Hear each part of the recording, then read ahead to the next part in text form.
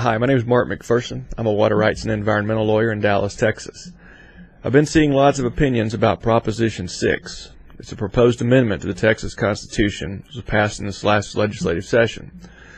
Early voting began October 21st, and the election is November 5, 2013.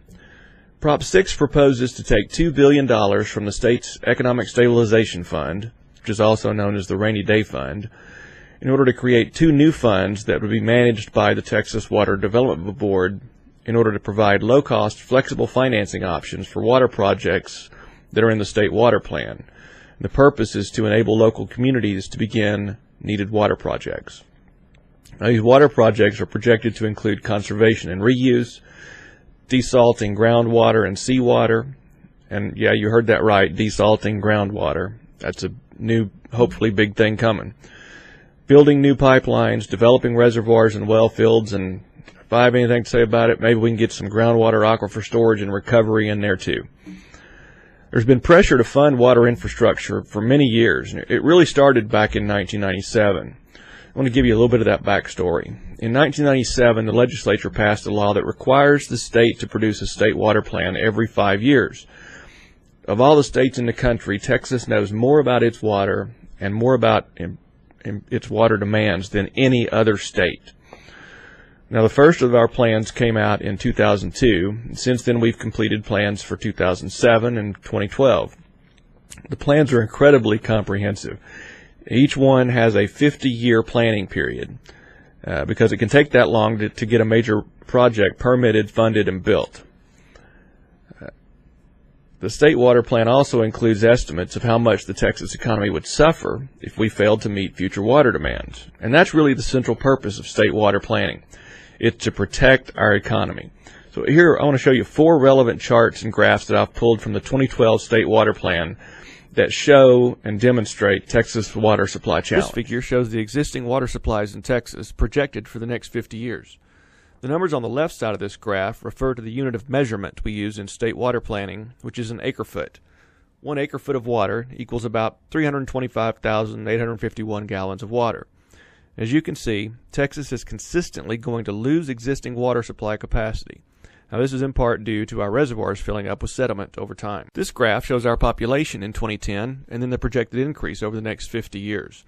Texas is pretty conservative in making this projection, meaning that within the range of reasonableness, we want to err on the side of estimating more people coming instead of less. When you hear people say Texas population will almost double in the next 50 years, this is what they're talking about. This chart breaks down Texas future water demands by type of use. You'll notice the substantial majority of water use is for agriculture right now, which is projected to taper off as municipal water use really grows because of the projected population increase that we saw in the last graph. Municipal use is the water that comes out of the plumbing fixtures in our homes and offices and that we use to water our lawns. Under that line, this chart shows 3 industrial uses, and that's followed by livestock along the bottom. The mining use shown includes water used to produce oil and gas, which includes hydraulic fracturing or fracking. Finally, when we compare water supply and demands for the next 50 years, we come up with this: the volume of water supplies unmet. The state water plan explains how Texas is going to develop these needed new water supplies. The total estimated capital cost of the 2012 state water plan is $53 billion, and the more we delay, the more expensive it's going to get. And to prove that point, the cost of the 2007 state water plan was $31 billion. Texas needs Prop 6 to help us meet these demands. If we let those demands go unmet, we get what's known as a self-correcting system, where individuals and businesses don't move to Texas, and some of those who are already here leave. And make no mistake, folks, the ability or lack thereof to provide a reliable water supply is an economic weapon. It's used by other cities and states to lure businesses away from Texas to their city or state. Think jobs, think tax base. This is why Texas and Oklahoma recently fought over water rights all the way to the U.S. Supreme Court. Just follow the money. So we need to identify water supply shortages today that will occur within the next 50 years, which we're already doing in our state water plan. And we need to start working toward meeting those shortages today. But the state water plan is only that. It's just a plan. Texas needs a way to fund the plan, and that's what Proposition 6 will begin to do.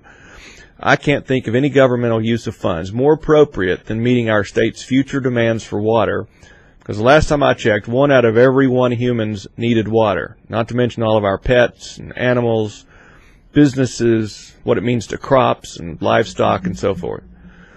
So I strongly support Proposition 6 for the reasons explained in this video, and I hope you will too. Please take the time to go vote for Proposition 6.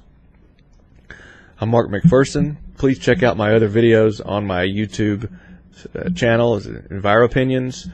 Send me a connection request on LinkedIn, and thanks for watching.